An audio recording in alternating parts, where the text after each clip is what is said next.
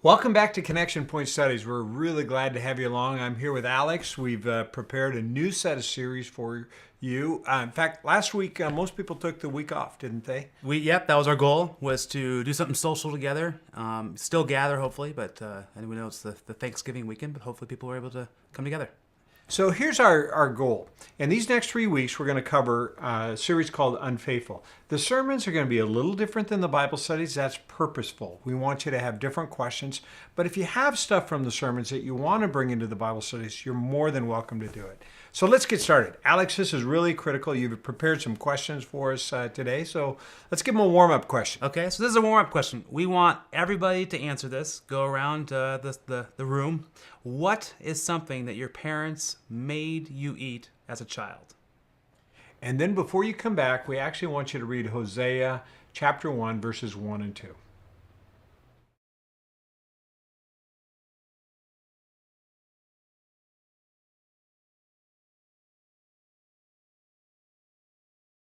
All right, Alex, I would love to hear. I bet some of the foods are the same foods that... I think there's going to be some vegetables chosen. Right. I would imagine. Was that yours too? No, mine was, there was a food, a halibut. And it was a halibut that had this certain orange sauce over it, and the dog wouldn't even eat it. It was just something, but my mom would always cook it, and I swear once a month we'd have this.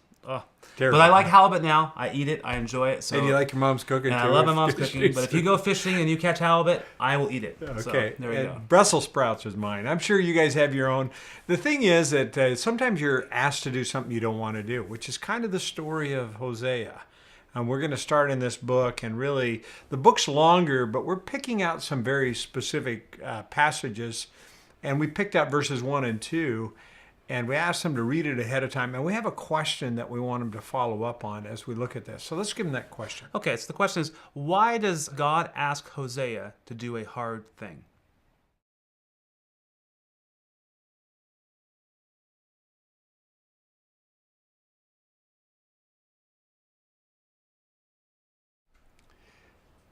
Now, this is an interesting question, Alex. Go marry a prostitute. Yeah. I don't know of any time in my life where I think God's mentioned that to anybody near me to say, go marry a prostitute. But why do you think he asked Hosea to do such a hard thing? Well, I think, and part of it as we give these verses in these scriptures, we want people to not just read just that, but kind of read beyond that to get the answers. But Hosea was really the only one that was listening to God. And if you look at that time, and this was something that God was trying to fulfill, a prophecy of things to come. Right. And so this was the beginning of it. It was an illustration, really. It was an illustration of how the people of Israel had gotten a long ways away from God. And you'd have to understand the prostitutes in this day and age would have been connected to an actual worship of another God. So when he says go marry a prostitute, essentially he's a servant of God going to marry a prostitute who's actually worshiping through her prostitution another God. So there's this illustration of complete unfaithfulness, which is really the title of the series. Now we have a follow-up question that I think is even more important. We do. In order to follow God, Hosea had to do a hard thing. Why does following God require us to do hard things?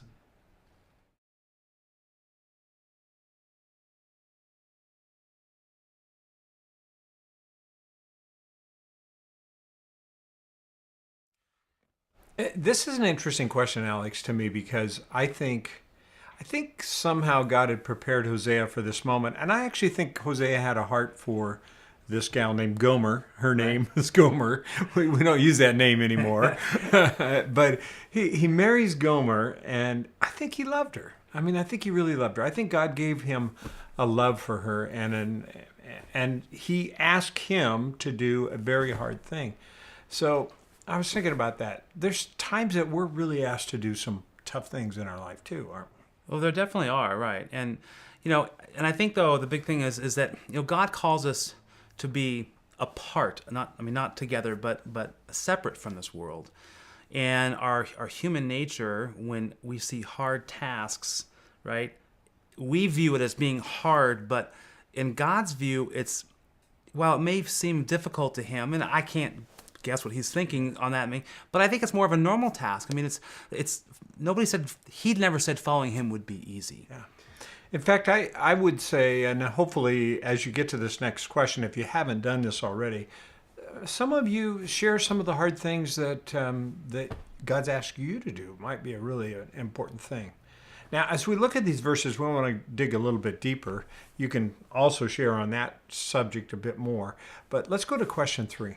Yeah, question 3 is, how do hard things benefit our lives?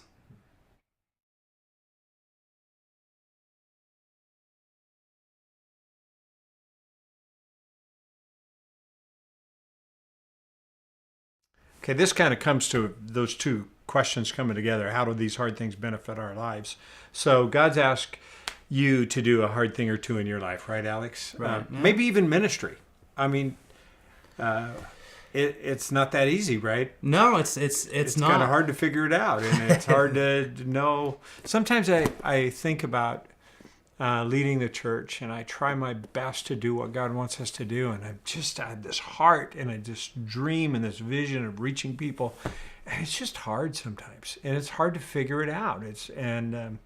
I know that for me, it's such a challenging thing. It uses all my gifts. I'm really thrilled with the challenge that I have in my heart. And I think that's one of the reasons why God gives us hard things, is that it challenges us.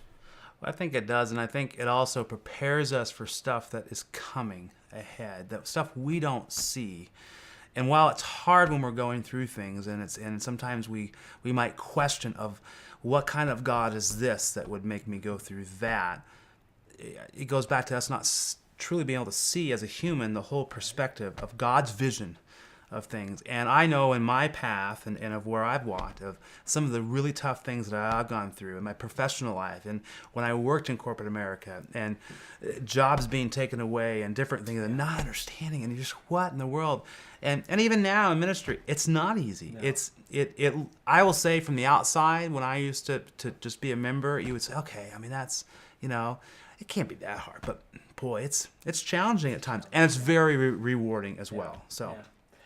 I think you're an athlete, and we're going to get to this next question, but as an athlete, you understand that you do hard things to prepare you for the game day. Yeah. And I kind of think the hard things that we go through in life are to prepare us for game day.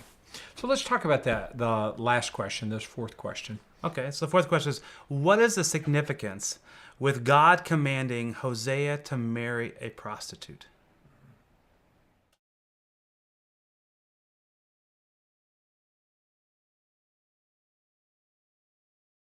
So you really find this in verse 2, where it says, this is an illustration of how the people of Israel have prostituted themselves. It's a really simple answer, but here's this very visual thing, a very holy man of God who ends up marrying a prostitute. And it must have been so visual that everybody understood this is not the norm. This just doesn't seem right. It doesn't seem right. And there's things when we look at life that just seem out of order. And I think this same illustration can be used today. Oh, I think so. I mean, I think that it's really our unfaithfulness, right? And God is a jealous God. And sometimes I wonder if God was just at that point where he's saying, I keep trying. I don't know what to get. Maybe this will work, right? And let's just see this and find the right person to be able to do that as well. And it's just, I think it's a great, especially when you pull it apart. We read the yearly Bible as a staff, and it can be hard when you read through it, but then when you can actually pull pieces apart, which I really enjoy when we're able to do that. And I think that's great for this. It really allows us to look at this, where I have a feeling normally we would have just read right over 1 and 2. When Jason and I were writing these, I'm like, why aren't we doing more at first? And then I'm like, well, we can't do more. We need to focus in, and it really allows it to. So. Well, this kind of brings us to the end of the study, which is the application part. And that's something we want everybody in the group to answer. And during this part, just think really hard about this question and be ready to share. Let's give them that question. So the question is, what is God asking you to do? Whether it's hard or easy, whatever, what is God asking you to do? I'd like everybody in the group to share. And then take a little bit of time and maybe pray for each other a little bit as God asks you to do some very hard things and sometimes easy things. So we will see you next week at Connection Point Studies.